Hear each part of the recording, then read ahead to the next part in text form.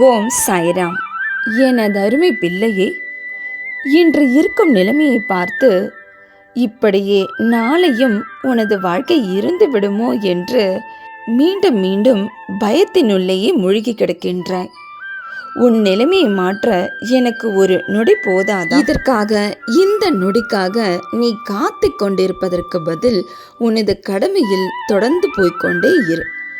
நீ கேட்ட அந்த மாபெரும் வெற்றி தானாகவே உன் காலடி வந்து வெற்றியின் ரகசியத்தை நீ தெரிந்து கொள்வதற்கும் சிலவற்றை நீ இழந்துத்தான் ஆக வேண்டும். அது எதுவாக வேண்டுமானாலும் இருக்கும்.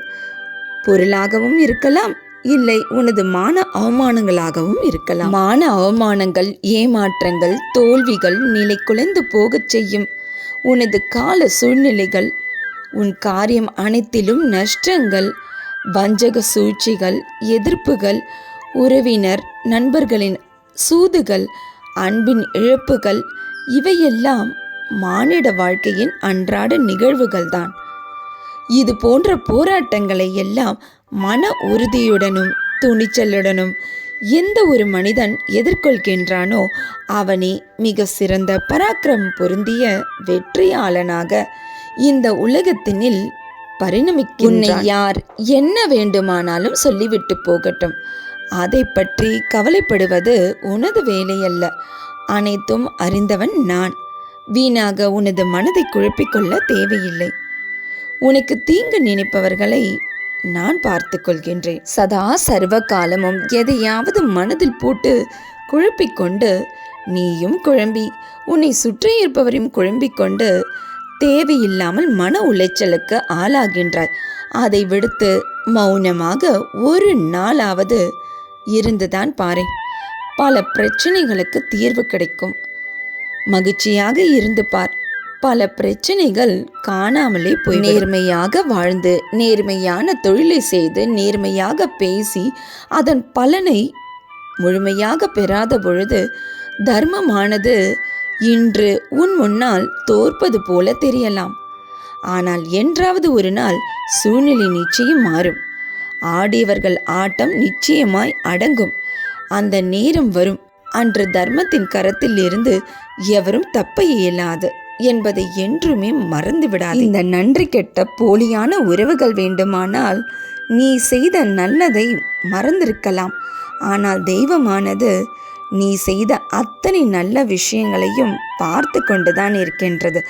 அதற்கான பலனை நீ முழுமையாக அனுபவிக்க வேண்டிய நாள் இன்னும் சில நாட்களே. அதனால் வீணாக இந்த போலி மனிதர்களுக்காக கண்ணீர் சிந்துவதை நிறுத்திவிட்டு நான் உனக்காக காண்பித்த வழியில், உன் வெற்றிக்காக காண்பித்த பணியில் தொடர்ந்து செய்து கொண்டே இரு.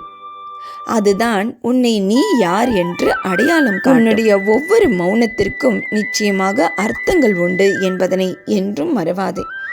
நீ சிந்திய ஒவ்வொரு துளி கண்ணீருக்கும் இந்த போலி மனிதர்கள் உனக்கு நிச்சயம் பதில் சொல்லித்தான் தீர. என்று நீ படும் அத்தனை துன்பமும் இன்பமாக மாறக்கூடிய நாள் வெகு தூரத்தில் இல்லை என்பதை மறவாதே. அவர்கள் தந்த இந்த வாழ்க்கை பாடத்திற்கு பதிலாக நான் கற்றுத்தரப்போகும் பாடமானது மிக பெரியது. இனிதான் எனது ஆட்டமே அவர்களது விஷயத்தில் தொடங்க போகின்றது. அதை கண்டு நீ அழவும் கூடாது, சிரிக்கவும் கூடாது. உனது வேலையை நீ தொடர்ந்து செய்து கொண்டே இரு. அதுதான் உனது வேலை. அவர்கள் உன் காலடியில் வந்து சேர்ந்தால் அவர்களை ஏற்றுக்கொள்வதும் ஏற்றுக்கொள்ளாததும் அது உனது மனநிலையை பொறுத்து. ஒருவேளை மன்னிக்கும் குணம் உன்னிடம் இருந்தால் நீதான் திரும்பி வந்தவன். உன்னை பற்றி மிகுதியாக குறை கூறலாம். குறை கூறுபவனிடம் நீ நல்லவன் என்று நிரூபிக்க வேண்டிய அவசியம் உனக்கு இல்லை. அதற்காக நேரத்தை நீ வீணாக்கவும் வேண்டாம். உனது தந்தையிடம் மட்டும் நிரூபி, உங்கள் பெயரை நான் நிச்சயம் காப்பாற்றுவேன் என்று. உன் தாயிடம் நிரூபி, நீ நிச்சயம் அன்பாக இருப்பாய் என்று.